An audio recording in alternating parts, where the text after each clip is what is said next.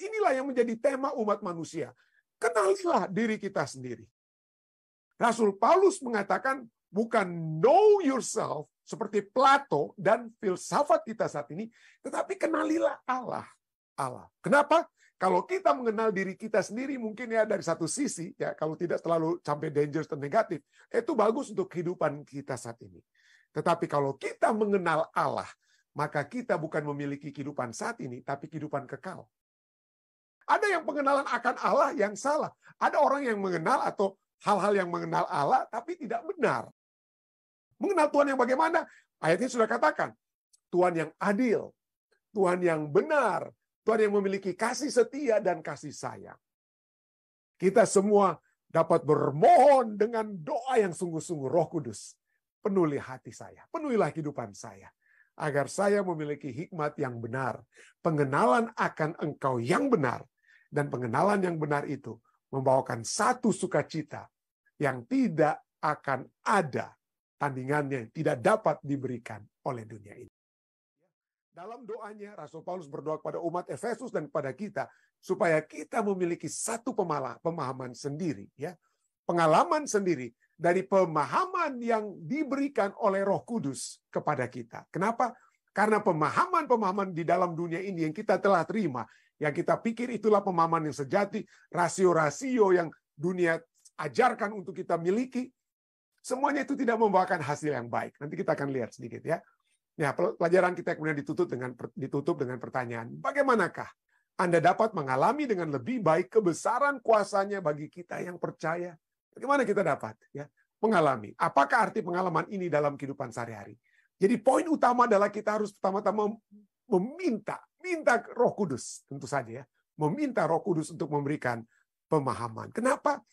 Karena kalau kita melihat keadaan di dunia ini, ya, ada satu observasi yang dibuat oleh Dalai Lama ya. Dalai Lama ini dia membuat satu observasi dan saya pikir wah mungkin ada benarnya juga apa observasi dia tersebut ya. Dikatakan bahwa we have bigger houses but small families, dia katakan. Kita memiliki rumah yang besar tapi keluarga di situ cuma sedikit. Jadi ada mungkin cuma suami istri ya cuma berdua tapi waduh rumahnya besar-besar. Kalau Anda pergi ke Eropa misalnya Anda ya karena itu adalah old world ya.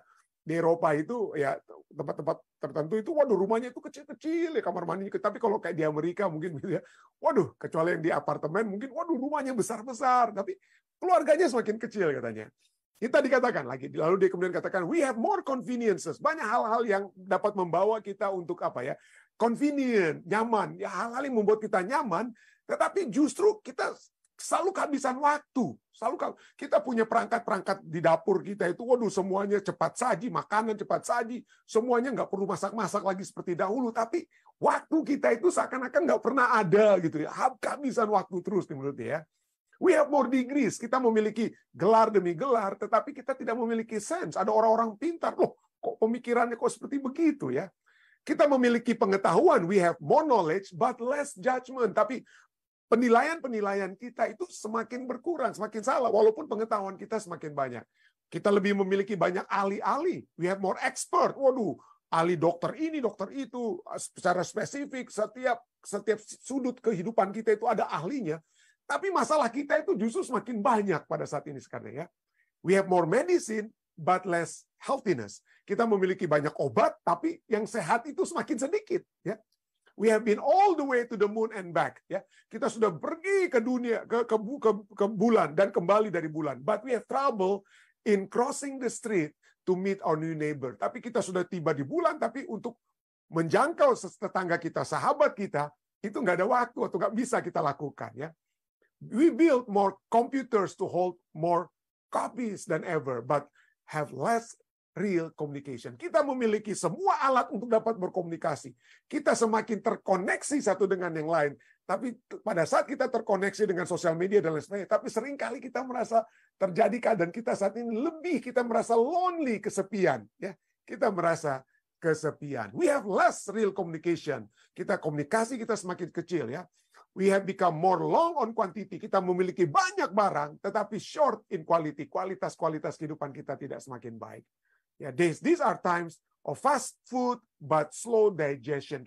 Makanan kita cepat saji, tapi untuk dapat di digestion, untuk dapat diolah makanan dalam perut kita itu semakin singkat. Tall man but short karakter, dia katakan. Orang-orang yang semakin tinggi tapi karakternya semakin pendek, ya, semakin kecil, ya. Jadi inilah artinya begitu banyak hal-hal sepertinya yang dunia kita ini seakan-akan lebih maju daripada waktu yang lalu, tetapi keadaan kita kenapa semakin tidak menjadi lebih baik, dalam arti kenapa kita terus terang saja, ya, waktu saya pertama kali di Amerika tahun 1990, ya, hubungan antara sesama, ya, orang-orang di Amerika itu semakin saling masih lebih mesra, dengan kata lain, ya, lebih baik gitu. Kita tidak ada orang yang cepat marah, cepat panas dan lain sebagainya. Masih tahun 1990 itu masih banyak misionaris Amerika yang ada di mana-mana diterima, tapi kita lihat begitu banyak perubahan-perubahan yang telah terjadi. Apabila Anda berada di Amerika, Anda bisa melihat bagaimana sistem sosial. Tapi memang itulah keadaan dunia menjelang menjelang kedatangan Yesus yang kedua kali. Di akhir zaman, kasih semakin kasih semakin berkurang, dengan kata lain, ya.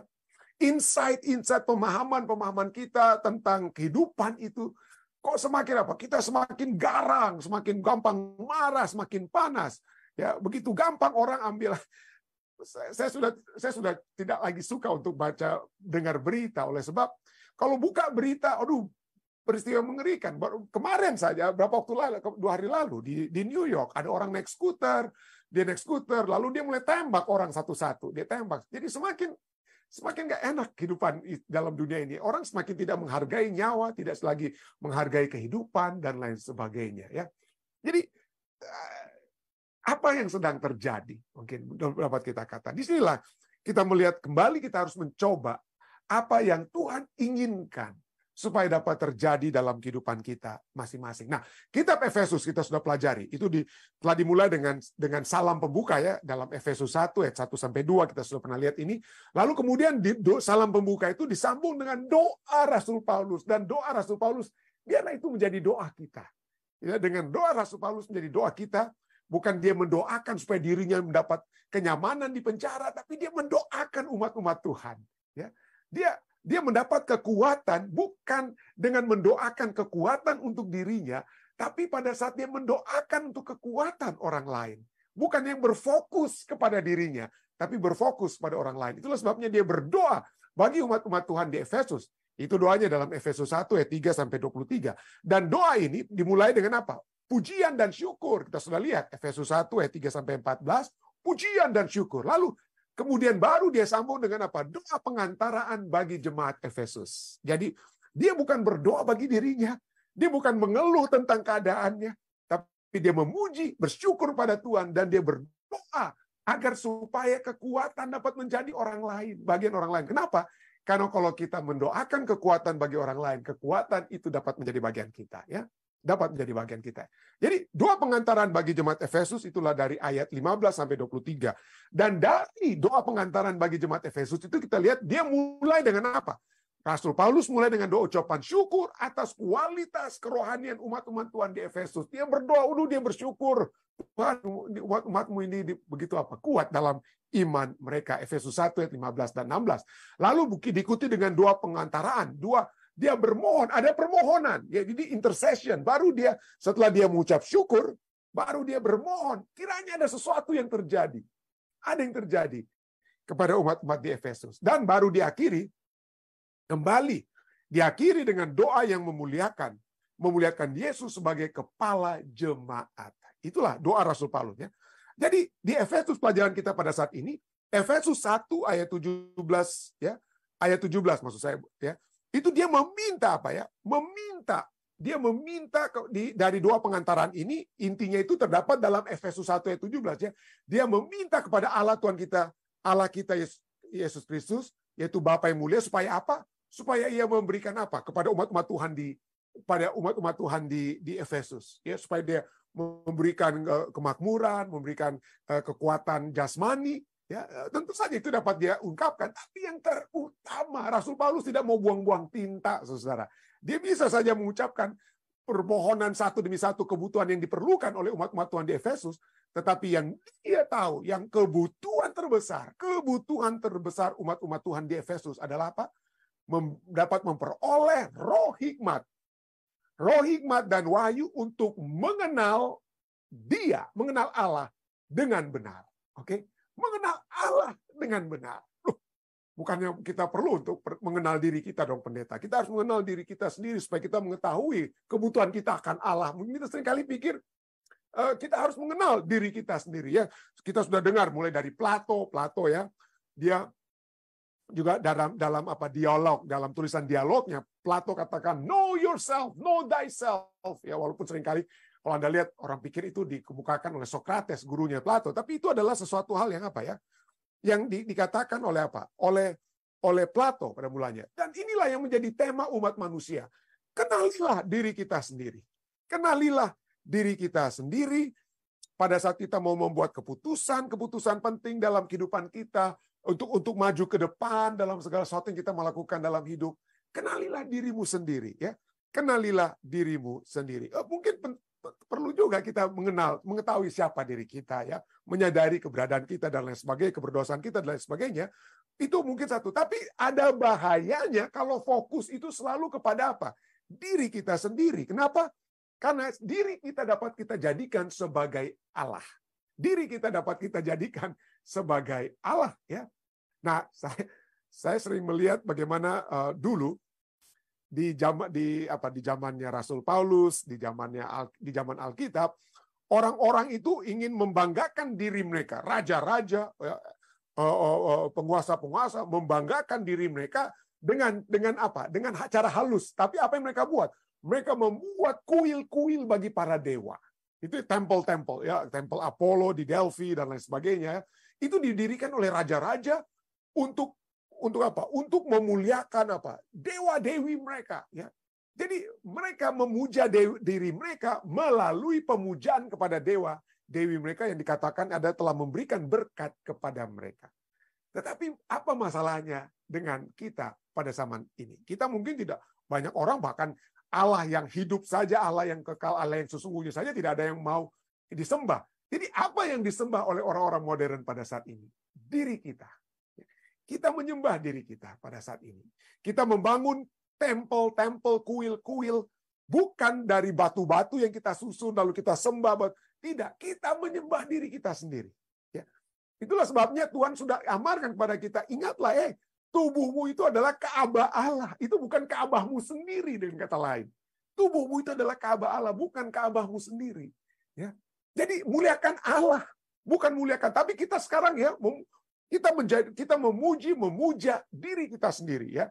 Ka'bah Allah itu kita apa? Kita dijadikan Ka'bah kita, bukan Ka'bah Allah.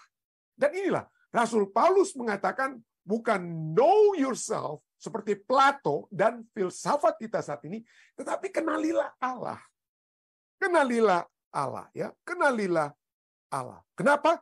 Kalau kita mengenal diri kita sendiri, mungkin ya dari satu sisi, ya, kalau tidak terlalu sampai dangerous dan negatif, itu bagus untuk kehidupan kita saat ini.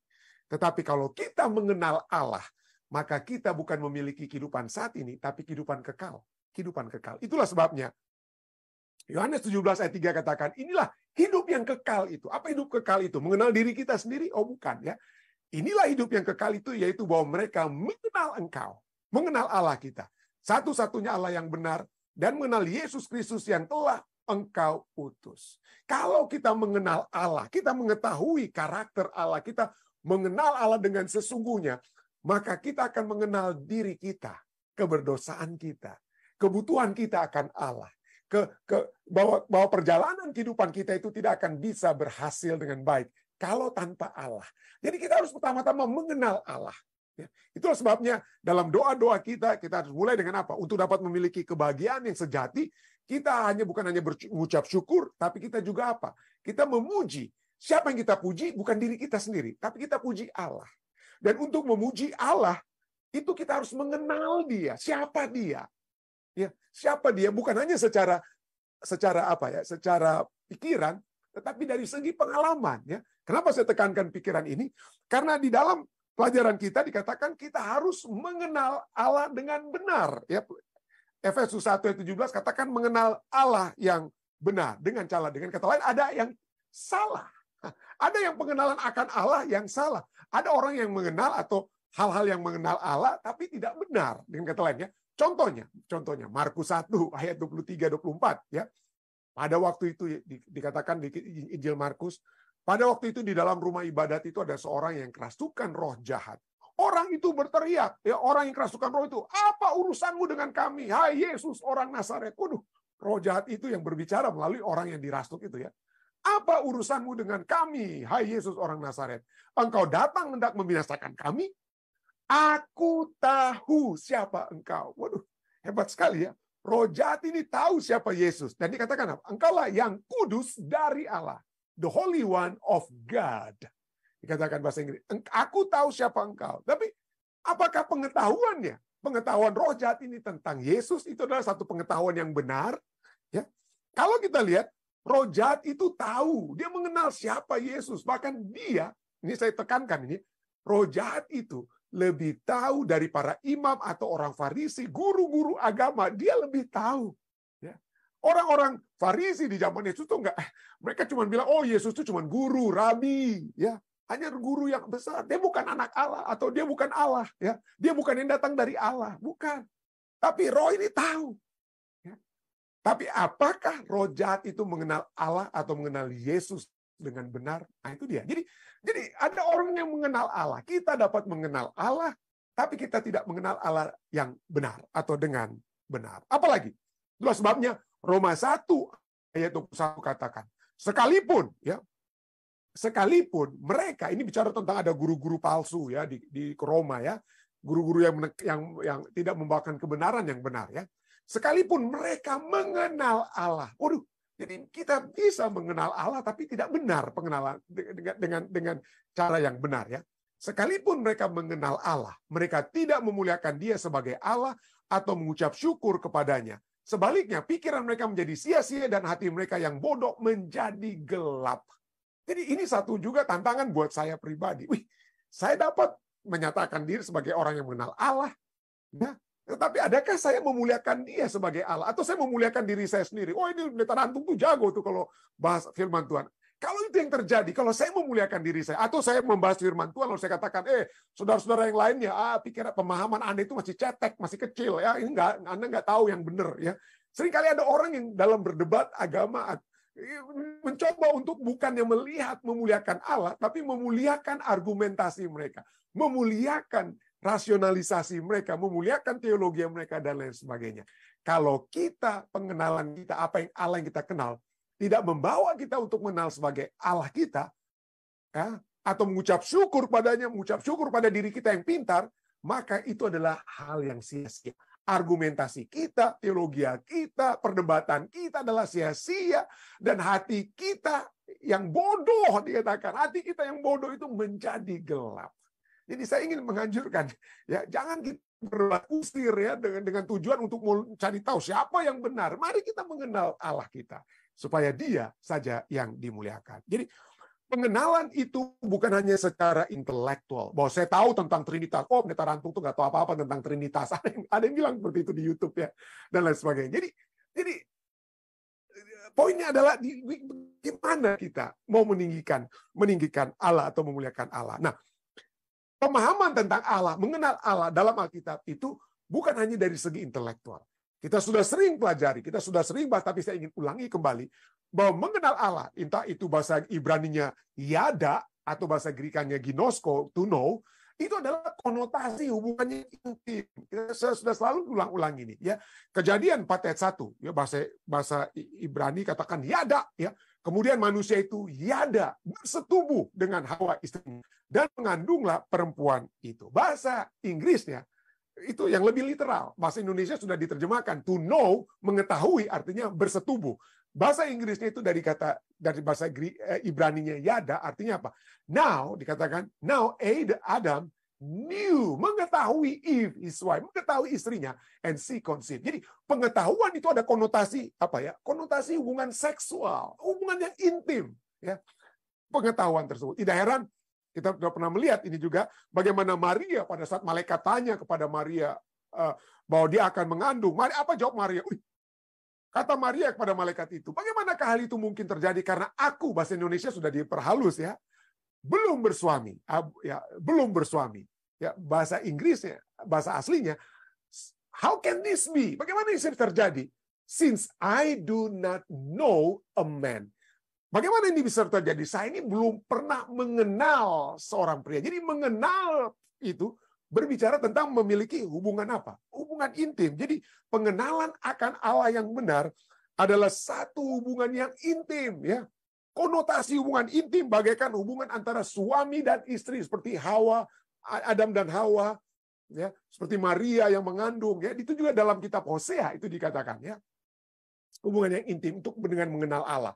Hosea 2 ayat 18-19 katakan, aku akan menjadikan engkau istriku. Allah berkata, ya, diumpamakan bangsa Israel itu sebagai istriku. Aku akan menjadikan engkau istriku untuk selama-lamanya. Aku akan menjadikan engkau istriku dalam keadilan dan kebenaran, dalam kasih setia dan kasih sayang. Aku akan menjadikan engkau istriku ke dalam kesetiaan, sehingga engkau akan mengenal Tuhan. Ya, engkau mengenal Tuhan. Mengenal Tuhan yang bagaimana? Ayatnya sudah katakan, Tuhan yang adil, Tuhan yang benar, Tuhan yang memiliki kasih setia dan kasih sayang. Jadi pada saat kita berdoa mengucap syukur, kita hubungkan dengan pelajaran kita tadi malam. Pada saat kita mengucap syukur kepada Tuhan, ya, berdoa, kita memuji Tuhan, Tuhan yang bagaimana yang kita puji? Tuhan yang adil, Tuhan yang benar, Tuhan yang memiliki kasih setia, Tuhan yang memiliki kasih sayang. Jadi pada saat Tuhan, terima kasih atas promosi yang engkau sudah berikan, promosi. Tapi kita melihat bagaimana Tuhan itu adil. Walaupun kita bisa mengenang, walaupun mungkin tempat pekerjaan kita dicoba untuk disusah-susahkan oleh orang, tapi kita tetap dapat promosi. Bukan karena kita pintar, bukan karena kita hebat. Karena Tuhan yang adil. Tuhan yang memiliki kasih sayang. Jadi itulah doa yang sesungguhnya. Doa bersyukur yang berhubungan dengan doa pujian. Apa yang kita puji? Keadilan Tuhan, kebenaran Tuhan, kasih setia dan kasih sayang Tuhan. Dan disitulah kita apa? Mengenal Tuhan. Dan dengan kata lain, hasil mengenal Allah bukan konseptual, bukan hanya saya sudah tahu Trinitas, Pendeta Rantung belum tahu, oke. Tapi poinnya bukan hasil konseptual, tapi experiential. Artinya hasil dari pengenalan akan Allah adalah saya mengenal kebaikan Allah, kebenaran Allah, keadilan Allah, kasih sayang Allah, ya, dalam kehidupan kita. Dan saya bersyukur untuk hal tersebut. Saya ingin orang lain dapat mengetahuinya. Bukan mengetahui bahwa saya lebih pintar dari orang lain, saya lebih jago daripada orang lain. Bukan itu yang Tuhan ingin kita kenal dari Dia. Itulah sebab kalau kita memiliki pengenalan yang intim dengan Allah, ya, seperti bagaikan ada hubungan antara suami dan istri, maka apa yang terjadi? Itu adalah satu hal yang tertinggi dapat terjadi. Dengan heran, J.I. Packer katakan, ada perbedaan antara mengenal Tuhan dan mengetahui tentang Tuhan. Ya, kalau mengetahui tentang Tuhan, seperti saya mengetahui tentang Presiden Jokowi, tapi saya tidak mengenal Presiden Jokowi, saya nggak pernah ngomong dengan dia. Ya, jadi ada perbedaan antara mengenal Tuhan dan mengenal tentang Tuhan. Ketika Anda benar-benar mengenal Tuhan, ketika Tuhan itu menjadi suami kita, dengan kata lain, ya, maka Anda akan memiliki energi untuk melayani Dia. Kalau kita menyadari bahwa kekasih kita ini memiliki kasih sayang yang berlimpah, maka kita akan memiliki energi untuk melayani Dia, keberanian untuk berbagi tentang Dia, untuk menyaksikan tentang Allah, ya, share Him, dan kepuasan di dalam Dia. Jadi kalau kita memiliki pengenalan yang dekat dengan Allah, maka kita akan ada apa? Energi. Akan ada kerinduan untuk membagikan tentang Yesus pada orang lain. Dan memiliki kepuasan di dalam Dia. Tuhan, ya, saya mengenal Engkau. Saya tidak memiliki promosi. Saya tidak memiliki kesehatan, kekuatan. Tapi saya tahu Engkau adalah Allah yang memiliki kasih sayang. Apapun yang Engkau lakukan, itu dari sudut pandang kasih sayang-Mu kepada kami, Tuhan. Jadi kita tetap percaya kepada Dia. Walaupun seakan-akan promosi, ya, kesehatan, atau apapun itu tidak menjadi bagian kita. Tapi kita tahu siapa Allah kita itu. Siapa Allah kita itu, ya. Itulah sebabnya kita dapat mengenal Dia dengan benar. Karena kita mengetahui dengan dekat karakter-karakter Allah kita. Ya, karakter-karakter Allah kita. Nah, pertanyaan berikutnya. Bagaimana, Pendeta? Aduh, kita coba untuk mengenal Tuhan, tapi kok kita ini susah sekali, Pendeta. Ya, kita coba untuk bagaimana dong caranya kita untuk mengenal Tuhan? Berdoa, minta. minta, maka akan diberikan. Ya, kita minta roti kepada Allah, minta untuk pengenalan akan Dia. Kita minta buah atau roti, Allah tidak akan memberikan batu untuk kita. Ya, itulah sebabnya Roh Kudus itu kita harus minta. Kita minta. Itulah sebabnya Efesus 1 ayat 17-19 atau ayat 17 tadi katakan ya. Dan meminta kepada Allah Tuhan kita Yesus Kristus, yaitu Bapa yang mulia itu, supaya Ia memberikan kepadamu roh hikmat dan wahyu.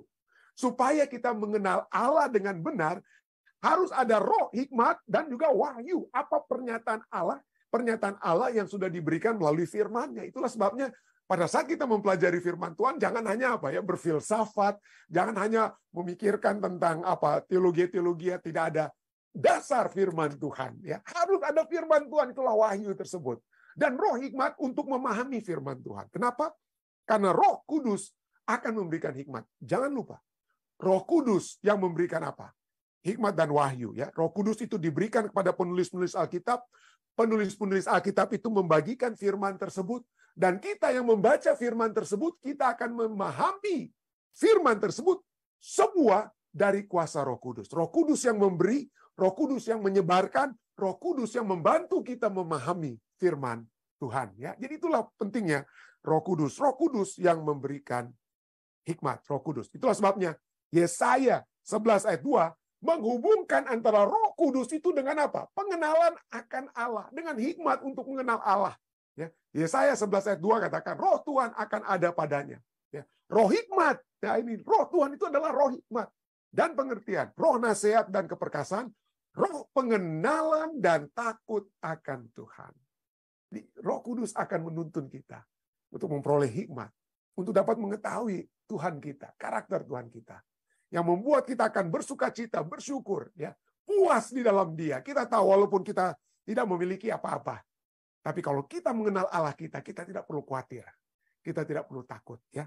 Roh Kudus adalah roh hikmat, ya, yang akan membawa kita untuk mengenal dan takut akan Tuhan.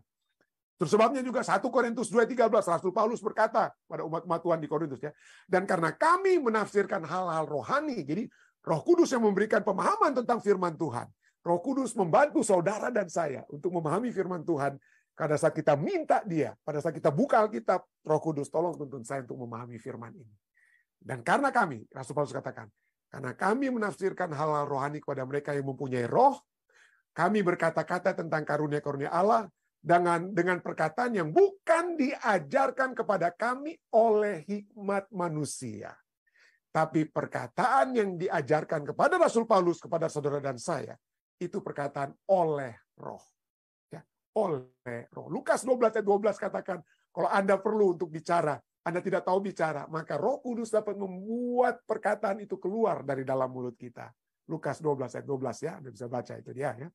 Jadi roh yang memberikan hikmat ini membantu umat manusia untuk mengenal Allah. Dan apa hasilnya? Apa hasilnya dapat terjadi? Waduh, hasil begitu hebat dapat terjadi ya.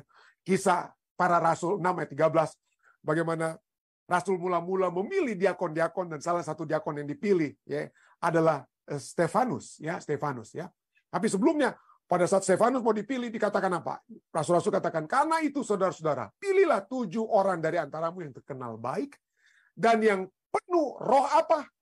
Roh dan apa? Roh dan hikmat. Jadi roh yang memberikan hikmat inilah yang akan membawa kita untuk mengenal Allah. Jadi diakon-diakon telah dipilih, yaitu mereka yang apa dikatakan? Yang penuh dengan roh dan hikmat.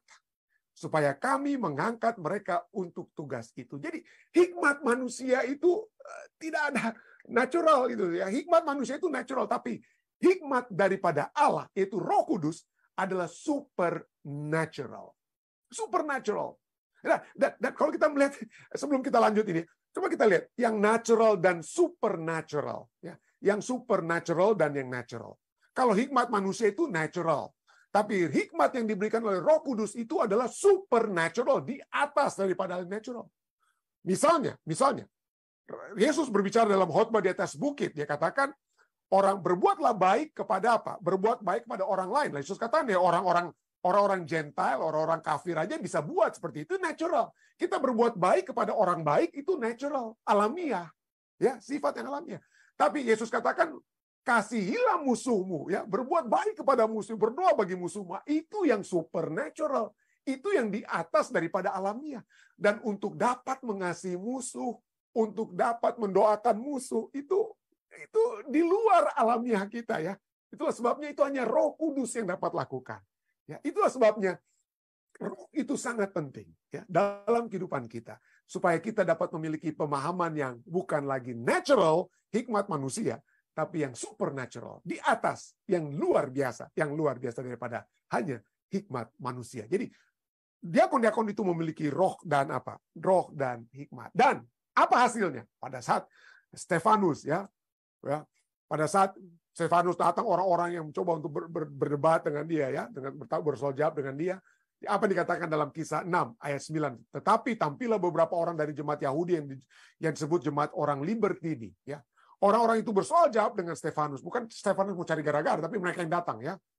Tetapi mereka dikatakan mereka tidak sanggup melawan hikmatnya. Bukan hikmatnya apa? Hikmat yang berasal dari dalam dirinya Stefanus, bukan. Ya.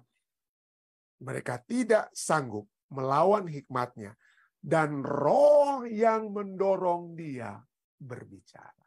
Roh yang mendorong dia berbicara. Saudara-saudari sekalian, kita berada dalam satu kehidupan seperti yang tadi kutipan pertama kita lihat. Kita memiliki pengetahuan, kita memiliki segala-galanya. Tapi kenapa manusia tidak menjadi semakin baik? Kita memiliki banyak hal yang orang tua kita dulu tidak miliki, tapi kenapa kehidupan kita semakin seakan-akan semakin kosong? Mungkin kita tidak penuhi dengan hikmat surga. Kita tidak memiliki kekuatan kuat kuasa Roh Kudus yang akan memberikan contentment, kepuasan yang sejati, sukacita yang sejati. Oleh sebab tidak ada roh hikmat tersebut. Seperti doa Rasul Paulus, saya berdoa kiranya kita semua dapat bermohon dengan doa yang sungguh-sungguh, Roh Kudus, penuhi hati saya, penuhilah kehidupan saya, agar saya memiliki hikmat yang benar, pengenalan akan Engkau yang benar, dan pengenalan yang benar itu membawakan satu sukacita yang tidak akan ada tandingannya, tidak dapat diberikan oleh dunia ini. Kiranya ini dapat menjadi bagian kita. Saya